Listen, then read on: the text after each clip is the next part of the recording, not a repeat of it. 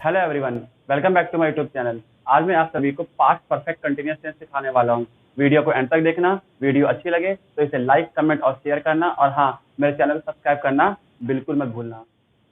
Past perfect continuous tense की पहचान होती है कि हिंदी वाक्य के अंत में रहा था, रही थी और रहे थे आता है। ठीक है, यानी कि हिंदी वाक्य में अगर रहा था, रही थी और रहे थे वाक्य के अंत में आता है तो वहीं से पहचान लेना कि वो पास्ट परफेक्ट कंटिन्यूअस टेंस है। ठीक है, लेकिन अब आप ये कहोगे कि सर ये तो आपने पास्ट कंटिन्यूअस टेंस में भी कहा था कि वहां भी हिंदी वाक्य के अंदर रहा था, रही थी और रहे थे आता है, दोनों में डिफरेंस क्या है?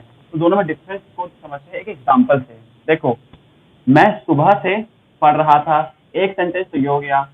एक सेंटेंस ये है, मैं पढ़ रहा था।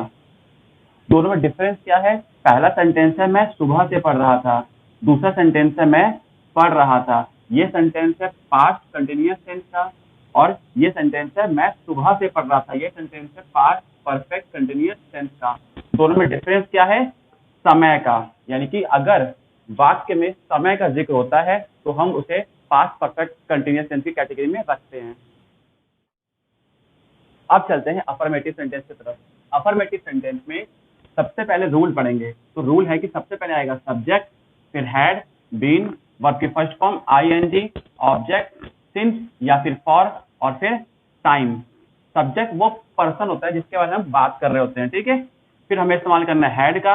बीन, वर्ब, वर्ब का मतलब होता है काम करना है, यानी कि क्या काम किया जा रहा है। मैं सुबह से पढ़ा रहा हूँ, तो यहाँ पे काम क्या हो रहा है? पढ़ाना। ठीक है, फिर आईएनजी का यूज करना है और फिर ऑब्जेक्ट। फिर हमें इस्तेमाल करना है सिंस और फॉर का। अब सिंस और फॉर में सिंस का यूज कहाँ करना है और फॉर का यूज कहाँ करना है, इसको देखते हैं। तो सिंस का यूज करते हैं डेफिनेट टाइमिंग के साथ, यानी कि हमें पक्का पता होता है कि ये काम किस समय में हो रहा है। ठीक है, यानी कि अगर हमें डेफिनेट टाइमिंग पता है तो वहां पर हमें इस्तेमाल करना है सिंस का। जैसे कि डेफिनेट टाइमिंग आखिर कौन सी? तो देखो, मॉर्निंग, आफ्टरनून, इवनिंग, नाइट, अगर ये दिया होगा तो आपको सिंस का इस्तेमाल करना है। या फिर कोई डे दिया होगा, कोई मंथ दिया होगा, कोई ईयर दिया होगा, या फिर कोई स्पेसिफिक डेट दी होगी, तो आपको वहां पर सिंस का इस्तेमाल करना है, नहीं तो आपको फॉर का इस्तेमाल करना है। ठीक है, चलते हैं सेंटेंस की तरफ। मैं सुबह से पढ़ रहा था और टाइमिंग को देखते ही आप समझ गए कि ये पास्ट परफेक्ट कंटिन्यूअस टेंस है। ठीक है, सबसे पहले सब्जेक्ट, तो मैं सुबह से पढ़ रहा था, इसके अंदर सब्जेक्ट क्या है? मैं, यानी कि आई। हैड बीन, वर्ब, क्या काम हो रहा है? पढ़ना, यानी कि रीड, या फिर आप स्टडी लिख सकते हो। ठीक है, फिर ING, I have been reading, since या फिर फॉर। तो देखो, सिंस या फिर फॉर। अब आप देखो, सुबह से पढ़ रहा था यानी कि मॉर्निंग, तो मॉर्निंग में क्या लगेगा? सिंस। तो I had been reading since morning.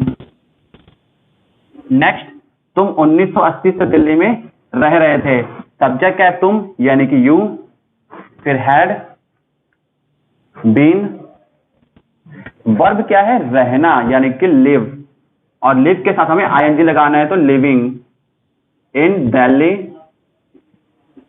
अब देखो, सिंस लगेगा कि फॉर लगेगा? तो 1980 एक डेफिनेट टाइमिंग है। 1980 क्या है? एक डेफिनेट, एक स्पेसिफिक ईयर है ना, तो यहाँ पे लगेगा सिंस।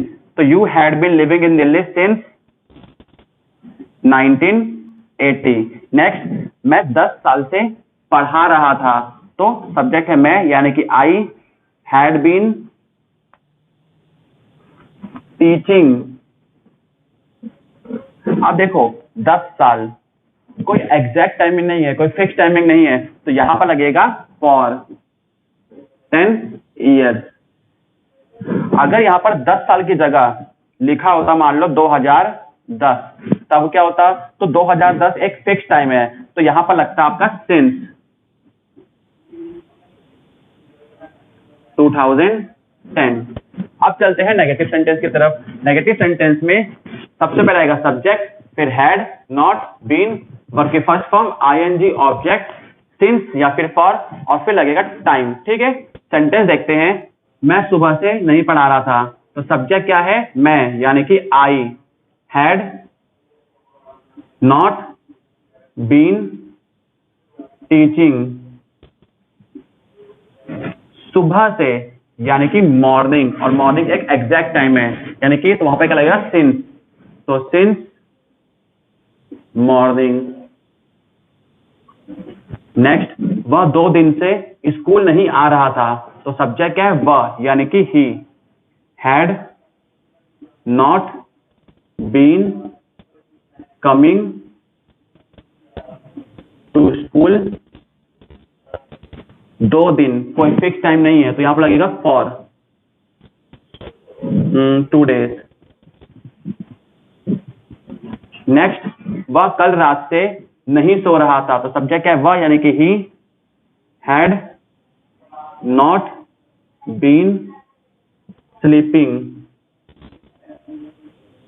देखो कल रात, ठीक है, कल रात क्या है, एक एग्जैक्ट टाइम है, तो यहां पर क्या लगेगा सिंस, yesterday नाइट, या फिर आप सकते हो लास्ट नाइट।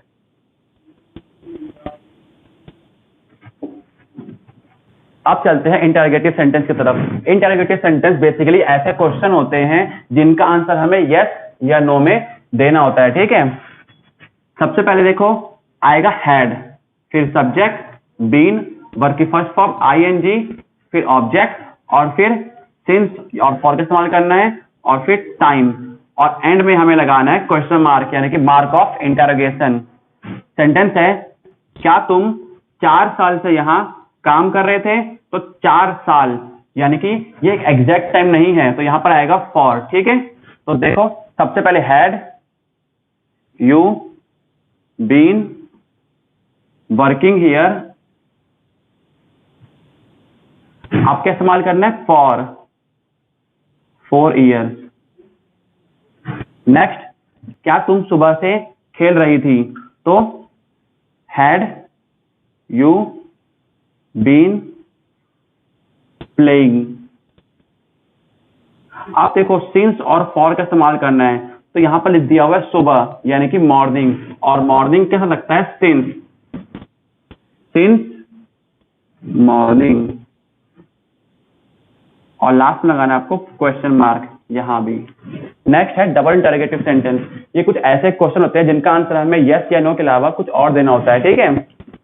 सबसे पहले आएगा WH family, had, subject, been, verb की फर्स्ट फॉर्म आईएनजी, ऑब्जेक्ट, फिर इस्तेमाल करेंगे सिंस फॉर का, और फिर टाइम, और एंड में लगाएंगे मार्क ऑफ इंटरोगेशन।